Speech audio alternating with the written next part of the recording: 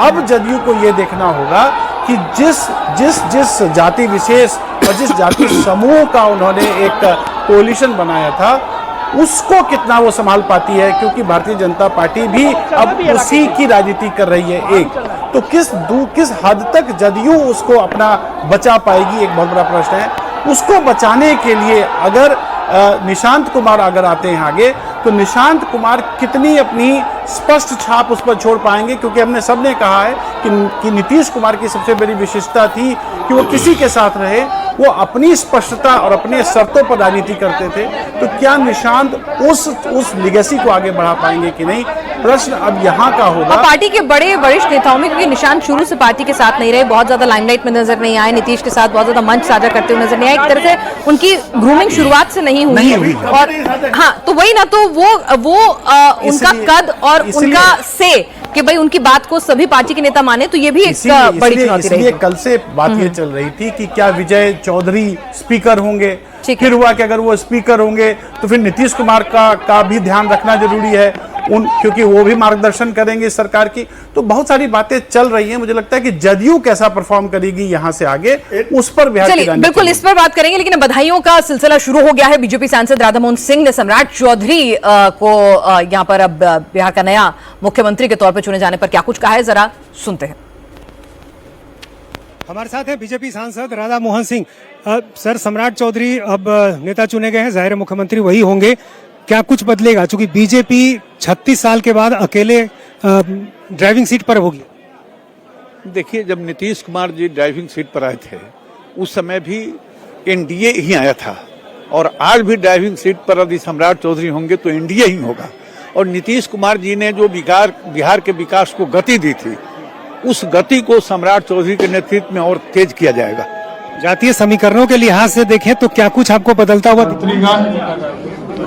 यहाँ पर उपस्थित सभी माननीय सांसदगण, माननीय विधायकगण, कोर कमेटी के सभी सदस्यगण, विधान परिषद के सभी सदस्यगण, माननीय विधायकगण। हाँ साथियों, ये मेरे लिए जीवन में भारतीय जनता पार्टी ने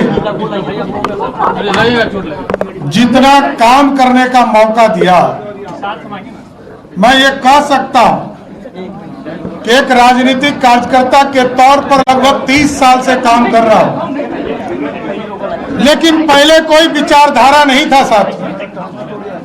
मैं इस पार्टी में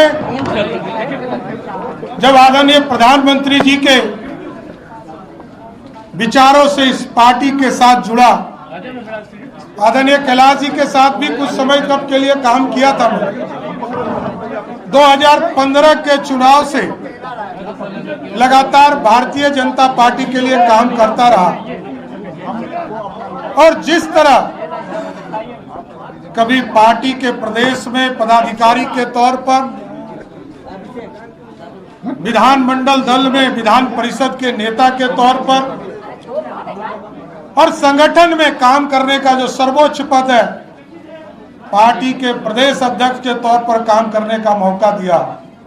और जब एनडीए का स्वरूप 2024 में आदरणीय प्रधानमंत्री जी, आदरणीय तत्कालीन राष्ट्रीय अध्यक्ष जी के और बिहार की तमाम नेताओं के सहयोग से बिहार में एनडीए की सरकार बना, तब भी उप मुख्यमंत्री के तौर पर वित्त विभाग के तौर पर काम करने का मौका मिला। फिर 2025 में बिहार की जनता ने 202 सीटें देकर आदरणीय मोदी जी और नीतीश जी के विचारधारा को जिताने का काम किया।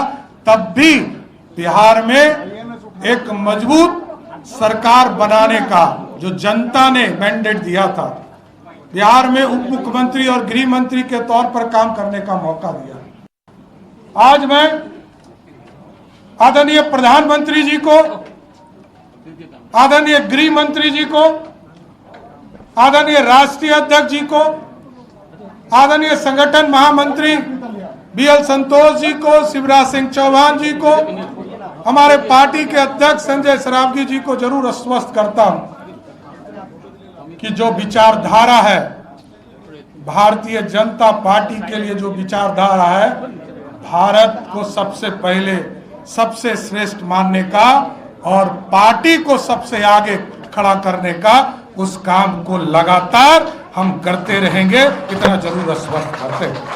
और आदरणीय नीतीश कुमार जी ने बहुत चीजें सिखाया है, कैसे सरकार चलाया जाता है, कैसे बिहार में सुशासन स्थापित होगा, बिहार के लोकतंत्र के लिए क्या ठीक है। मैं तमाम लोगों को जरूर आश्वस्त करता हूं कि बिहार के लोकतंत्र के लिए, बिहार के विकास के लिए, बिहार की समृद्धि के लिए, जिस तरह आदरणीय प्रधानमंत्री जी ने विकसित भारत का सपना देखा है, 2047 में भारत विकसित हो, और बिहार के मुख्यमंत्री तत्काल आज के मुख्यमंत्री नीतीश कुमार जी ने जिस तरह समृद्ध बिहार का सपना देखा है, हम तमाम भाई मिलकर इस बिहार को भी समृद्ध बनाएंगे और देश को भी विकसित बनाने का काम करेंगे। इसलिए संगठन को और मजबूत करना है, सरकार का सुशासन सभी जाति धर्मों से उठकर नीचे तक पहुंचाना, पिछड़े हो, अति पिछड़े हो, दलित समाज हो, महादलित समाज हो, स्वर्ण समाज के गरीब हो, सभी के बीच में जो लगातार सबका साथ सबके विकास का सपना प्रधानमंत्री जी ने देखा है, उस सपने को साकार करना।